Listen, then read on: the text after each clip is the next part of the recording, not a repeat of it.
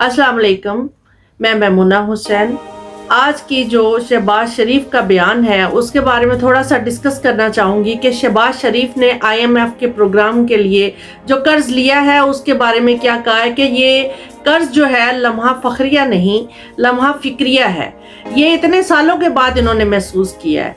मैं चंद एक ये भी बात के थोड़ा सा माजी की तरफ भी जाना चाहूँगी कि पाकिस्तान ने 1958 में पहली बार कर्ज लिया और 21 बार पाकिस्तान IMF से कर्ज ले चुका है।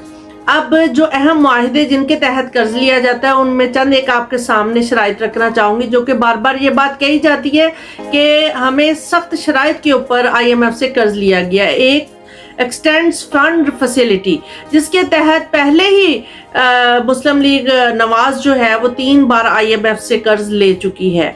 और इसके तहत अब अगर शहबाज शरीफ का ये बयान आता है तो ये बात इन्हें उस वक्त सोचनी चाहिए थी जब अपने दौरे इक़्तिदार में ये 3 बार कर्ज ले चुके थे।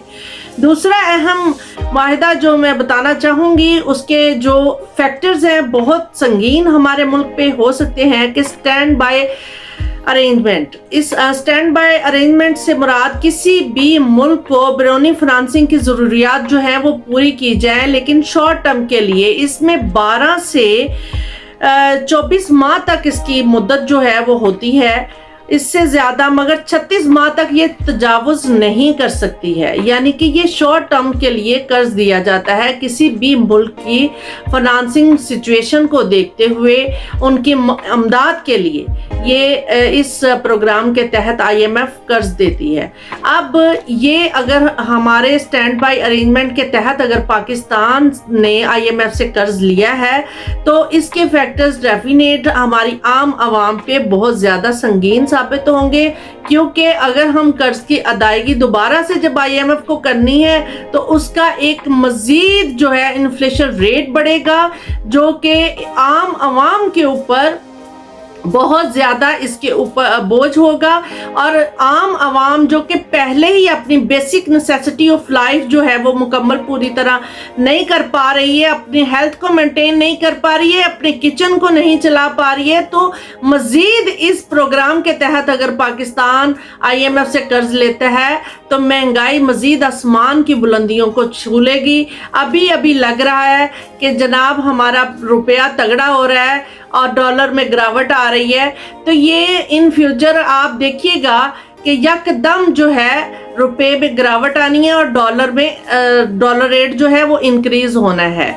लेकिन इसका प्लान बिफोर टाइम ही हुकूमती सतह पे होना चाहिए, ताकि दोबारा से हमें कर्ज की ज़रूरत पेश ना आए। अगर हमने सख्त टर्म्स के ऊपर भी कर्ज लिया है, हमारे प्लान जो है वो माशी बदहाली से निकलने वाले होने चाहिए, ना कि सिर्फ तरक्याती कामों या इधर उधर फंड और फाइनेंस को खर्च करके वेस्ट किया जाए, बल्कि ऐसी इंडस्ट्री होनी चाहिए जहां हम इस फंड को लगा के पैसे को यूटिलाइज करें और उस यूटिलाइज के बाद हम IMF को आसानी कर्ज की किस्त भी अदा कर सके और हमारे पाकिस्तानियों को रोजगार भी मुहैया हो सके।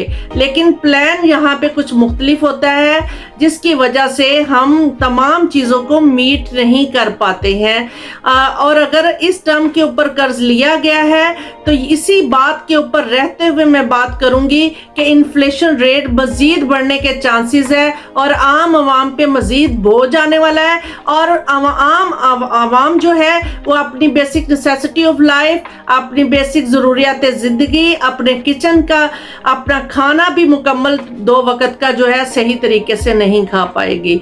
इसके लिए हमारे हुकूमती सतह पे फौरी तौर पे शॉर्ट टर्म्स प्लान होने चाहिए, ताकि हम ना सिर्फ महंगाई से बच सकें और बल्कि हम अब आम आवाम को आसानी भी फराहम कर सके, ताकि वो अपनी बेसिक नेसेसिटी ऑफ लाइफ को पूरी तरह से जो है वो आसानी से अपनी गुजार सकें। बहुत शुक्रिया।